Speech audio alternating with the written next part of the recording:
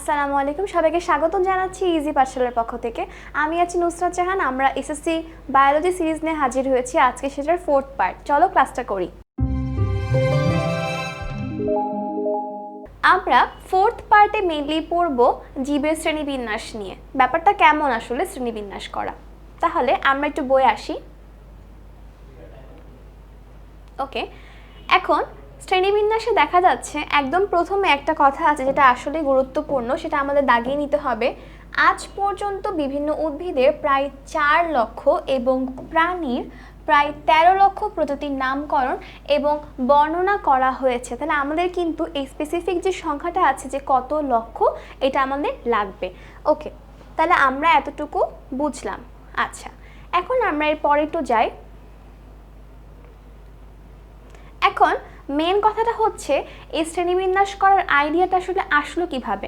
দেখা গেল যে এত বেশি সংখ্যক জীব বা উদ্ভিদ, দেখা যাচ্ছে যে একটু সমস্যা হয়ে যায় বুঝতে যে এটার বৈশিষ্ট্য কেমন হবে, ওটার বৈশিষ্ট্য কেমন। তখন খুব সহজে অল্প সময়ে কি একটা বিশদ জ্ঞান অর্জনের জন্য এই শ্রেণীবিন্যাসটা আসলে করা হয়, যাতে করে কি সুবিধা পাওয়া যায়। দেখা যায় আমরা একটা দল বা গোষ্ঠী, সেটা কার, জীবের, সেটা সম্পর্কে আইডিয়া পেতে পারি। ওকে, তাহলে আমরা এখন বইয়ে আসি। আমাদের বইয়ের এই পার্টে লাগবে সুইডিশ প্রকৃতিবিদ নাম তার কি, ক্যারোলাস লিনিয়াস, এবং সালটা খেয়াল করবো আমরা একটু। তিনি কি করেন, 1735 সালে চিকিৎসা শাস্ত্রে ডিগ্রি লাভ করেন। ওকে, তাহলে ডিগ্রি লাভ করেন কিসে, চিকিৎসা শাস্ত্রে। এরপরে দেখা যায় যে উনি ফুল সংগ্রহ করা এবং বিভিন্ন অন্য প্রাণীদের নিয়ে ডিটেলস কালেক্ট করতে পছন্দ করতেন। কি করতে পছন্দ করতেন? ডিটেলস কালেক্ট করতে পছন্দ করতেন। ওকে, কিন্তু পরে দেখা যায় এই আগ্রহ থেকে আসলে এই শ্রেণীবিন্যাস করার ব্যাপারটা তার মাথায় আসে। তিনি প্রথম কি করেন, এই জীবের পূর্ণ শ্রেণীবিন্যাস এবং নামকরণের ভিত্তি প্রবর্তন করেন। এটা কিন্তু যেহেতু তিনি ফার্স্ট টাইম করলেন, তাহলে আমরা বলতে পারি কি যে শ্রেণীবিন্যাসের জনক কি, সেটা হচ্ছে ক্যারোলাস লিনিয়াস। ওকে, আমরা এর পরে যাই শ্রেণীবিন্যাসের উদ্দেশ্য। এখন এই জায়গাটা একটু গুরুত্বপূর্ণ। দেখা যায় শ্রেণীবিন্যাস যদি কি বা কাকে বলে 1 মার্কের জন্য আসে, আমরা কিন্তু সুন্দর মতো করে শ্রেণীবিন্যাস কাকে বলে লিখতে পারবো। কিন্তু যদি 2 মার্কের জন্য আসে তখন কি লিখবো? তখন আমরা শ্রেণীবিন্যাস কি লিখার পরে আমরা সেকেন্ড পার্টে যে বলবো যে এই আইডিয়াটা মেইনলি কার থেকে আসে, অর্থাৎ ক্যারোলাস লিনিয়াসের কথাটা বলবো। এবং আরেকটা কাজ করব, এই যে শ্রেণীবিন্যাসের আসলে উদ্দেশ্যটা কি, এটা আমরা উল্লেখ করে দিব। তাহলে একদম প্রপার 2 আমরা পেতে পারবো।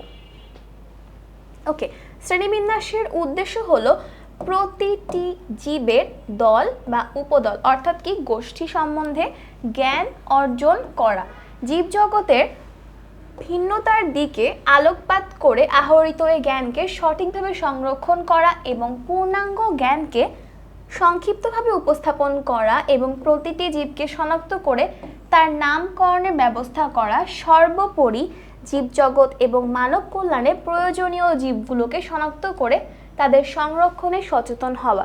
তাহলে যখন প্রথমে আমরা বললাম কি বললাম যে কেন শ্রেণীবিন্যাস করা হয়, যাতে আমরা খুব স্বল্প সময়ে খুব সহজে এবং কি করতে পারবো, একটা বড় গোষ্ঠী সম্পর্কে আইডিয়া নিতে পারবো।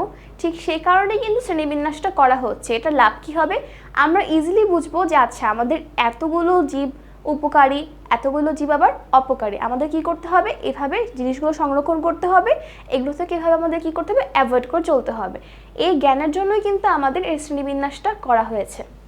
তাহলে আমরা কিন্তু এই শ্রেণীবিন্যাসের উদ্দেশ্য সম্পর্কে একদম ক্লিয়ার। আমরা এরপরে যাই।